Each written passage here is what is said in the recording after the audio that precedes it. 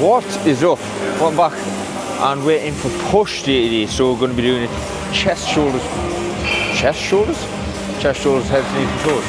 The chest focused push day. So we're going to be focusing mainly on chest, and by chest focus I just mean that's going to be coming first, and we're going to be doing more chest than shoulders, and we're going to be hitting triceps to finish, obviously.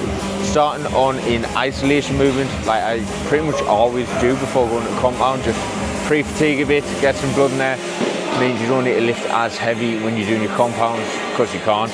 You already got that stimulation in the muscle and ready to go. So warmed up, we'll hit this first set of chest fly.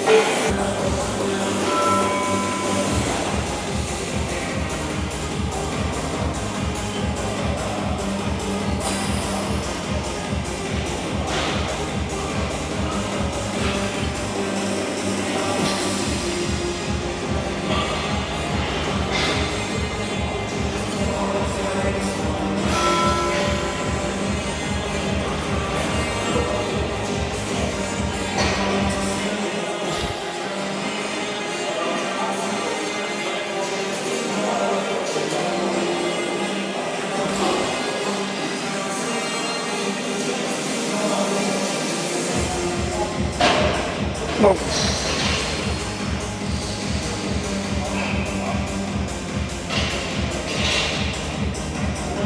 Oh.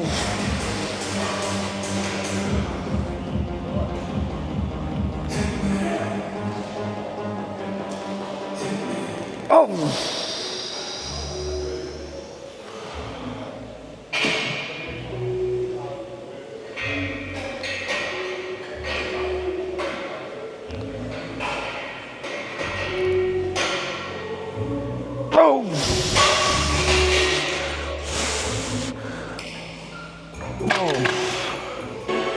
Off to a fly with +1.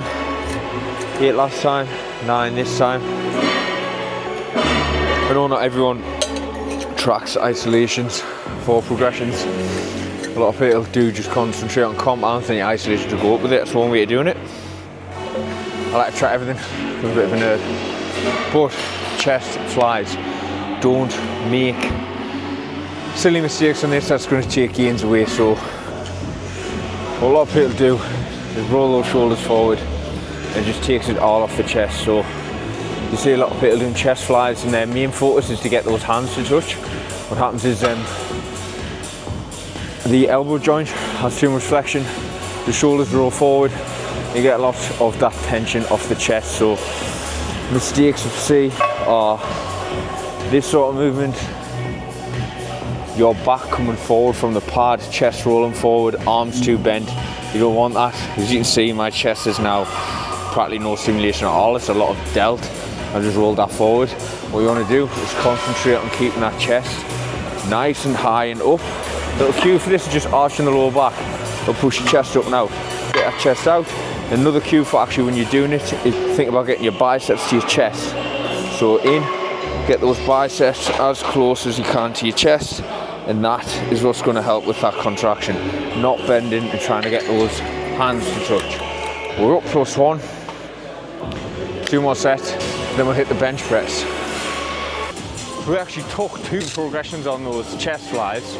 The first set, second set we matched, third set we took another +1, so we're off to a good start here. Progressing. But one thing we've got to keep in mind as well is progressing, especially early in that workout.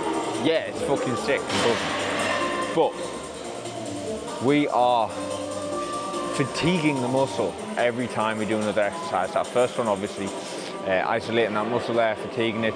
Now into bench press, I am obviously going to be going to progress again. But if you're progressing one movement in a workout, that is fucking good. And then the next time you come and do that workout, if you progress something else, brilliant. But progressing every single exercise, every single workout, at first, it's maybe in a new run, or maybe if you just went from a cutting phase into a gaining phase, or if you are just starting the gym, absolutely possible. But when you're up near where your maximum current strength is, and you're actually feeding off muscle gains now. Your strength gains is coming because you're building more muscle. Those progressions are going to be slower. Those progressions are going to be not on every exercise every session, and there might be a rep on one exercise in a full session. There might be a weight increase on one exercise in a full session. But that doesn't mean that you're not progressing. You're just progressing slower because you're actually building new muscle tissue to continue to progress. So just keep that in mind. However, I'm gonna go and just fucking smash the life out of this. We've got 90 on the bar, we're just gonna feel it, and then we'll go for our top set.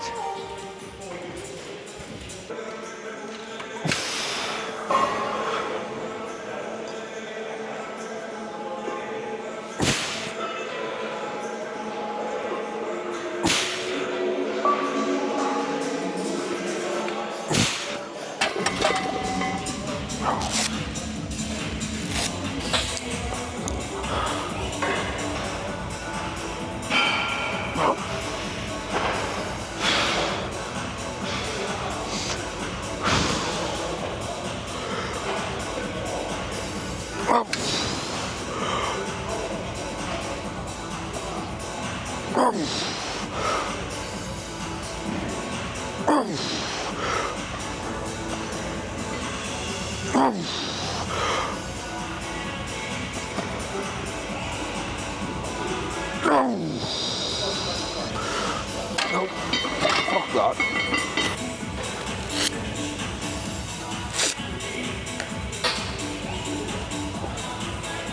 Four again. We need a spotter.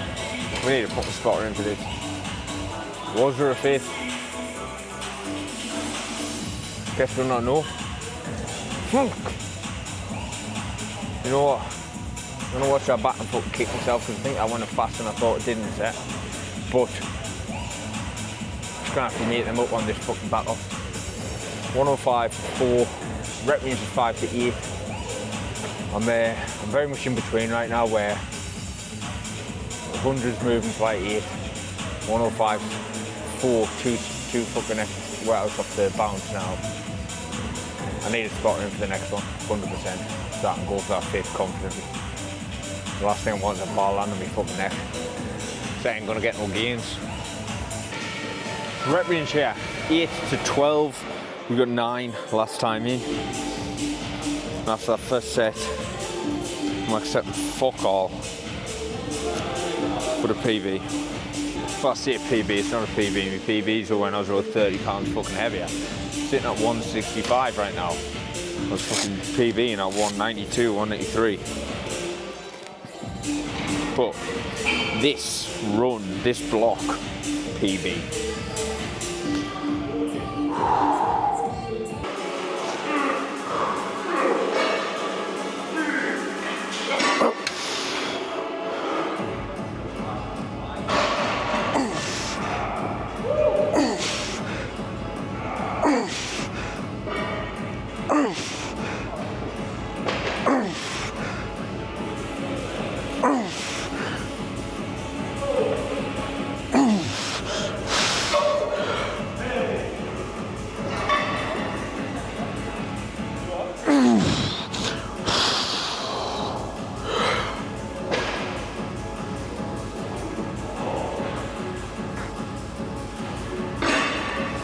No, fuck off. Disappointed, disgusted.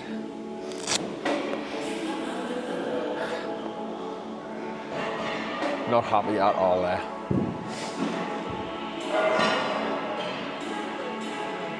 Right, go let that go, get out my head. Got the rest of the session to fucking smash out, so fuck this shit. So, fortunately, unfortunately, whatever you might think, our next movement isn't the plan. The hammer strength incline press is taken and I'm not waiting for it. So we're on this prime incline press. Saying fortunately, unfortunately, because the way that flat bench went, I'm pretty pissed off. So I kind of wanted to make that back up on that hammer strength incline press. However, on the other hand, might be nice for me not to chase a fucking load on this movement and just really stress that muscle. Because I mean, whether it's on this, another machine, as long as you're going to failure, pushing there hard, getting yourself there, you're going to be stimulating some sort of muscle growth. Or stimulating muscle growth ready to happen, to cause that stimulation to then low when resting and fueling, which I think I need more of. But we've got a photo shoot tomorrow, so that can wait until after that. In other news, non-lifting news, I've just booked Nashville for next year, so look forward to that. Get square dancing, see if I can get some cowboy boots for my mate's stag do, so it'll be a fucking naughty one. And also Lake Como for the wedding, so a couple of nice holidays booked up there. We'll get this fucking smashed. Try 2 plates aside, maybe get 4 or 5 reps. Rep range 5 to 8 in this first run, so I've dropped down 1.75. If we get 5 to 8, if we get fucking 6 to 10, whatever it is, we're just gonna push.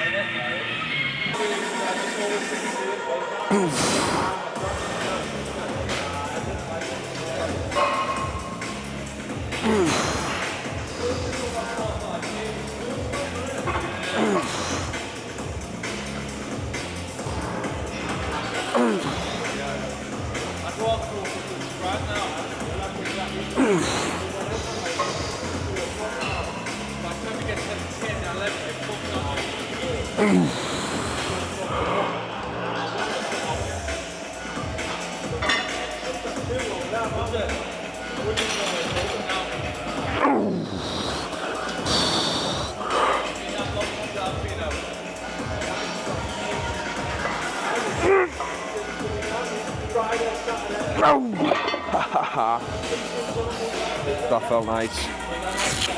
Really getting that pec stretched out, loaded and fully stretched, which of course we know because we're all Dr. Mike Israel fans here. That stretch portion is very good for muscle growth, so loading in that stretch portion. But 3 sets in there, first set done. We'll take a bit of weight off. We might even use this prime pin loading system. Toss a bit up here, so we get a bit extra in that stretch portion, a bit less at the top. So basically what that allows you to do is get out the hole and keep pressing, because that load is going to just gradually reduce the more you press up into that fully contracted position. So it's going to be heavy loading here. Then once you're out, the loadings become lighter and lighter, so then you can finish that rep when you're a bit more fatigued, rather than it being a constant load throughout. So you might be able to get like a half rep, because that's a constant load and you're really fatigued. That second half of the rep you might not be able to get. So changing the actual loading of the system means you can sort of, that load drops off as you press up, and you can continue to get that rep out and get back down for another one. So we'll get this second set done.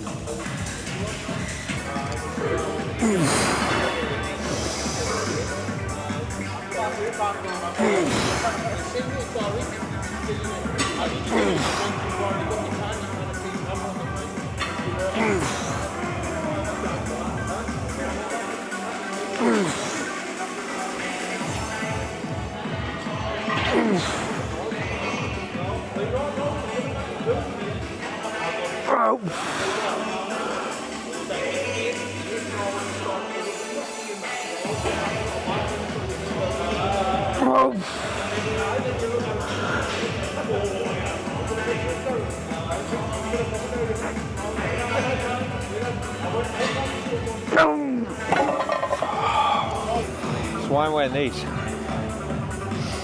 Why am I wearing wrist wraps? When you're pressing, you're not only loading the muscle, you're loading joints as well. And joint care for longevity in the gym is imperative. So essentially when you're pressing, your joints flexing like this, over time that joint can start to become more and more worn. Getting these wrist wraps on helps keep your joints like this, putting a cast-like effect around it. So the 2 things, protects your joints. Second one, needs to be strong in the push as well, because if you think about it, where are the weak points in that push? The weakest points are the joints and the things that can move. So keeping those nice and stiff, nice and supported is good. There's actually wrist injury that then causes to get these, and I could train through that injury and I just never look back. The injury was basically, I was doing calf raises when training at home and my home gym, and I used a 2x4 block of wood to stand on when doing the calf raises and toes, and with the barbell on my back, and the wood flipped.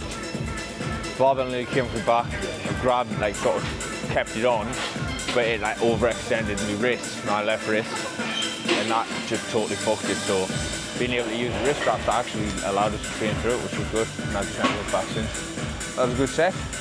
Get one more done, and we're flying the shoulders like a madman. Right, I was kind of fucked up. That was fucked up.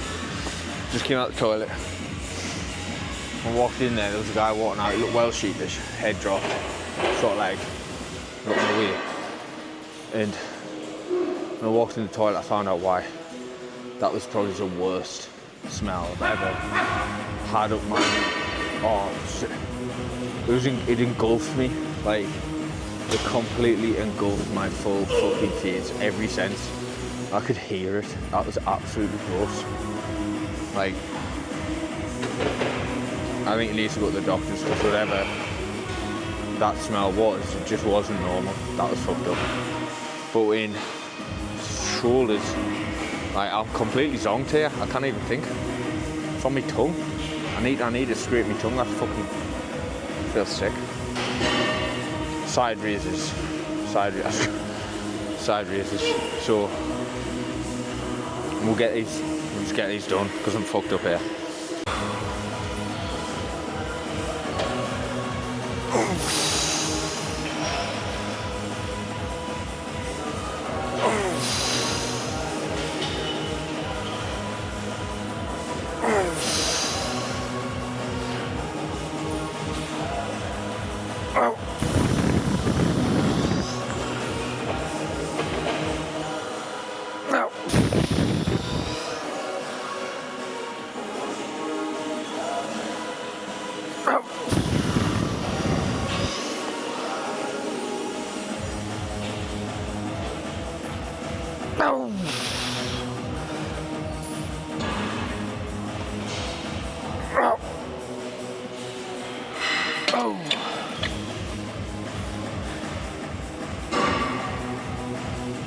So one thing I was fine. I'm gonna go heavy on some isolation movements. I was there, so I was like 6 and a bit, 6-7 reps. I can rarely feel it in the set, but when that set stops, I fucking feel it. So like, having that mind and muscle connection is good. When it's a heavy set like that, I feel like there's obviously other muscles starting to creep in, which you don't really want in isolation work, but when you're going a bit heavy, it's going to happen. Then after the set, when I drop the weight, I just feel that sudden rush into that side delta where like, I know it's been worked. So it was a good set. We got 6 last time, we got 6 plus a half this time. We can't call that full progression realistically, but we'll take what we can after that fucking bench press. Drop weight off a bit and get some reps in.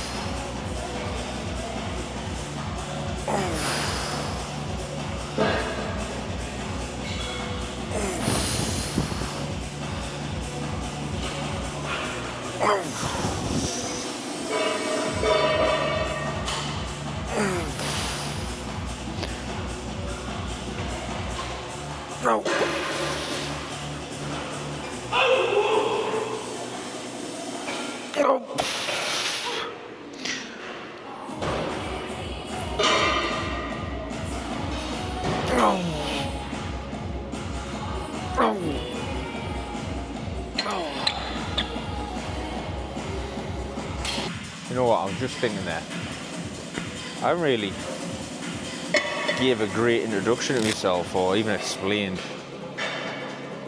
my story when you're watching it. So what I'm going to do in the next episode, next time we hit a training session, get the video out, which of course won't be long because we're flying them out. I'm gonna give a rundown on me, who I am, my story, getting into bodybuilding, life, life before bodybuilding, before works. So you get to know me a bit more as a person, since I appreciate everyone who's watched this far in the video and watch all my videos and subscribe. Really do appreciate it, because we're only growing, and the only way to do that is through you lot helping out, which is fucking always appreciated. And I just love it. I love making YouTube videos, I love training, I love helping people to hit their goals in fitness, physique development. I love it all, I really do. I wake up every morning and look forward to it. So yeah, we'll give a rundown next session, but 2.5 per side. We went 2.75 last time, but we only managed like 3 reps. So a bit more than we chew. 5 to 8 rep range. Let's see what we can do.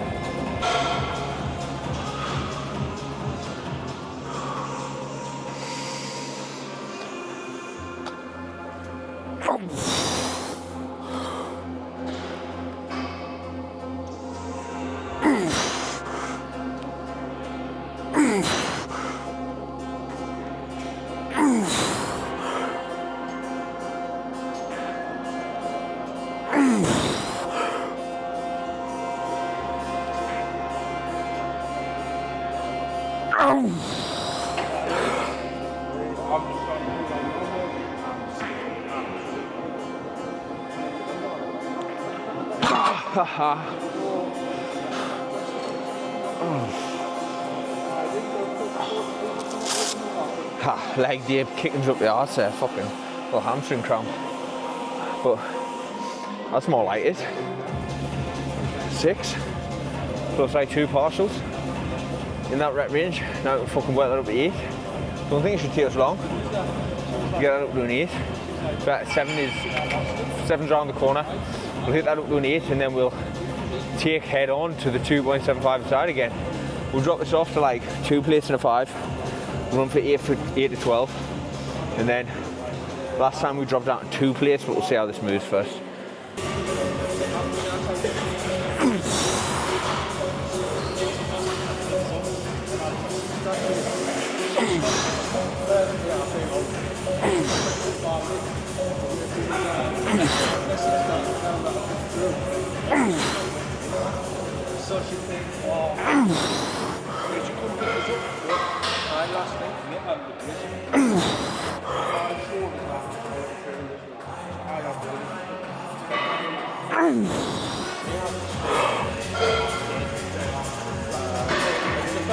First time I've had a free workout, I say it's tingling, but I never think again. I just feel fucking dumb.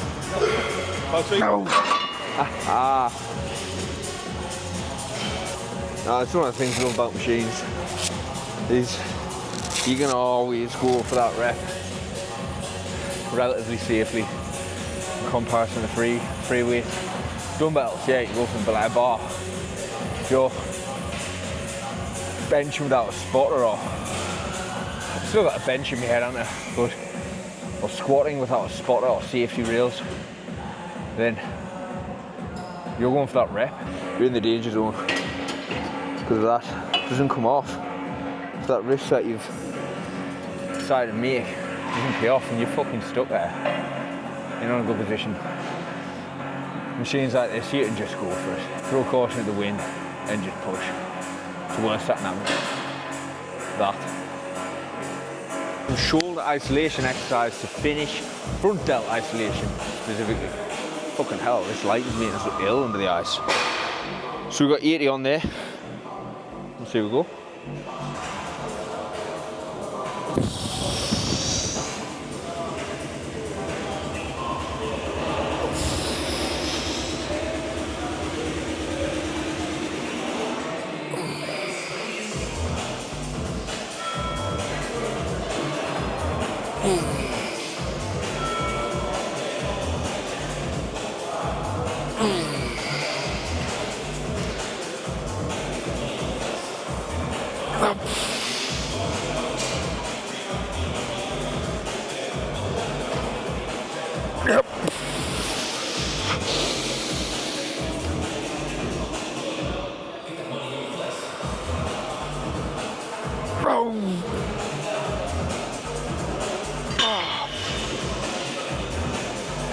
Yeah, buddy. Oh. You know, obviously compound movements are a massive driver of growth. They really are.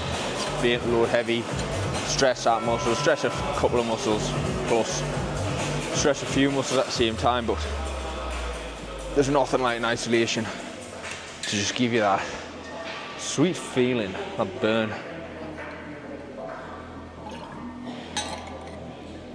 Which was fucking right in there. Matched it 8, but you know what it is, what we do. We aren't putting the food up yet. Food increase is imminent. Post tomorrow when we get that photo shoot where I want to be looking nice and lean, and then I'll be shooting those calories up by 100 a day with 100 carbs really. Sitting steady at 230 protein, 220 or 230 I forget. So we'll be just tossing it into carbs.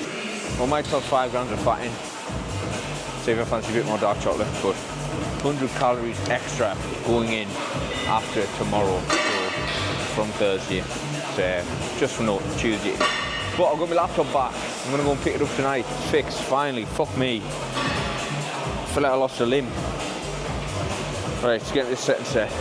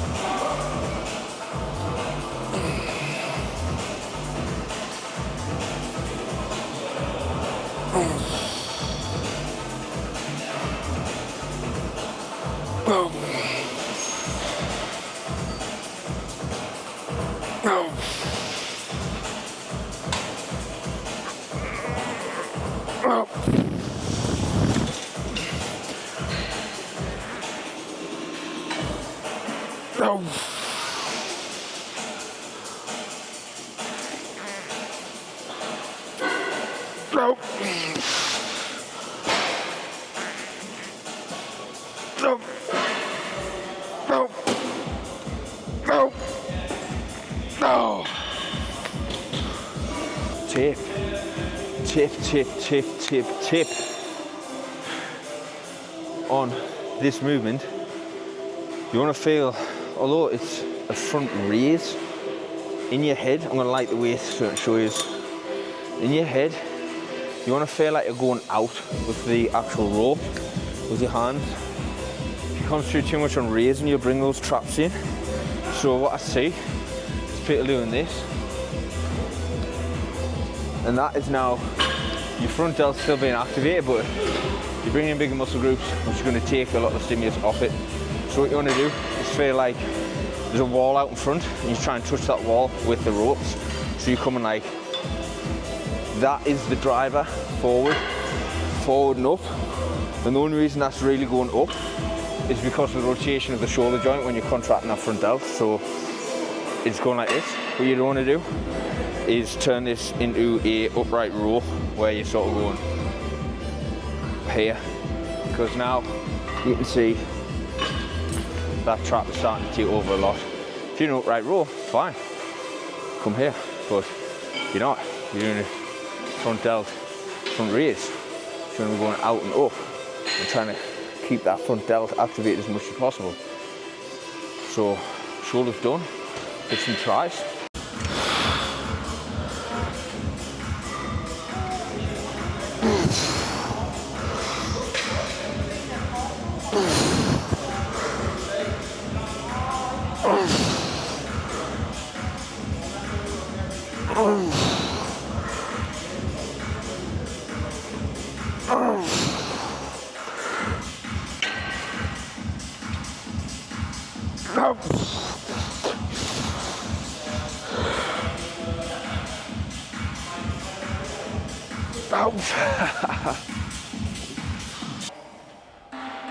Gotta be quick off that one before it falls in my fucking head.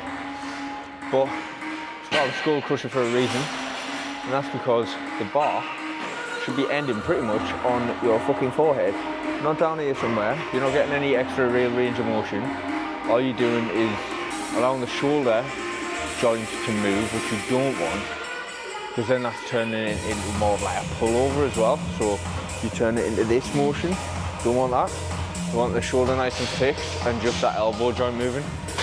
Flexion and extension of the elbow joint only. Obviously the shoulder might rock a little bit, you know what I mean? You got weight in it, but try and keep it as fixed as possible. You get the most tricep activation. 6 there, I thought there was a 7th. I thought we'd get that 7th, but it weren't to be. So we'll drop down 40. Might even drop down to 35 and just pump out these reps so you can get this 10 to 14 top end.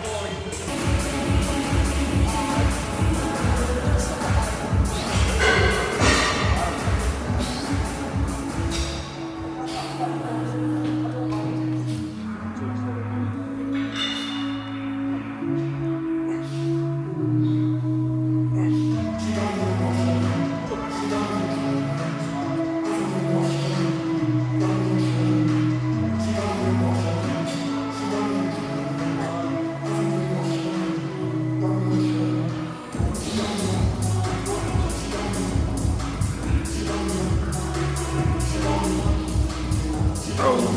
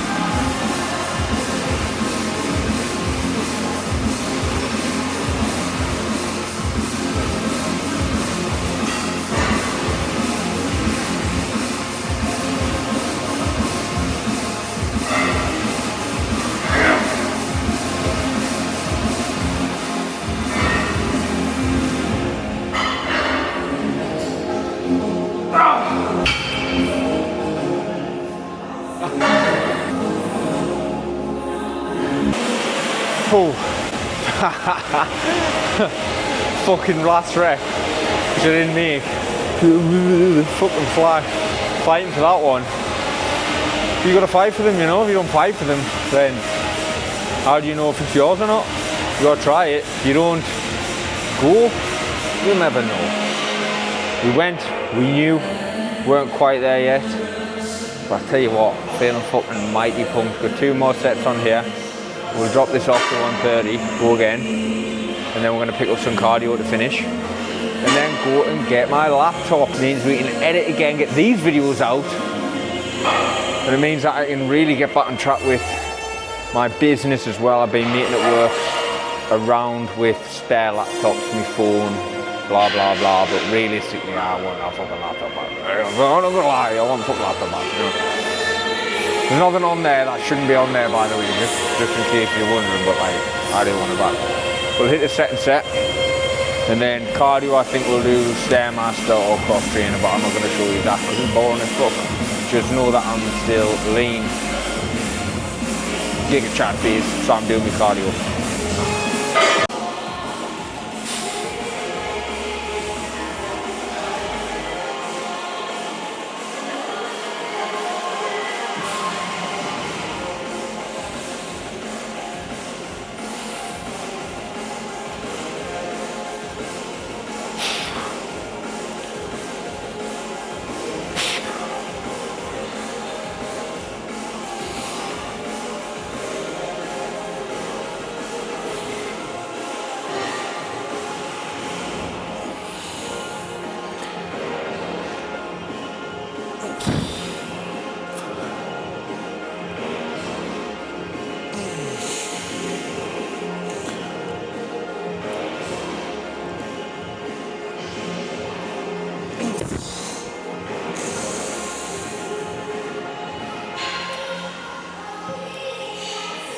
Oh, and catch that too.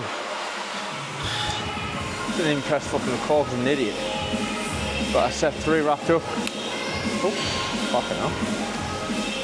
And that's the session wrapped up. So we're gonna go back. After, we're gonna do cardio first. And then we're gonna head back home. I've got some, if you haven't tried quark, try quark instead of your Greek yogurt and your skier bowls, because it's just a really much thicker cheese, which is 0 fat. You got with 63 calories per 100 gram, around 12 point something grams of protein. So you can 12.5 grams of protein for 63 calories. That fucking kills a protein bar. That's like 130 calories for 25 grams of protein mental. So I've got that mixed with some 10x strawberry milkshake flavoured whey protein. So I'm getting the casein and the whey double hit, double entendre, pincer movement from post-workout. And then my classic beef mac and cheese. Feels good, all good. We'll wrap that one up here. If you have watched this far, please do drop me a sub. Drop me a sub, like this video, comment what you want to see. And if you are interested in being coached by myself, there should be a link in my description bio, whatever it's called on YouTube. Click it, fill in the form, and I'll be in touch. Peace out.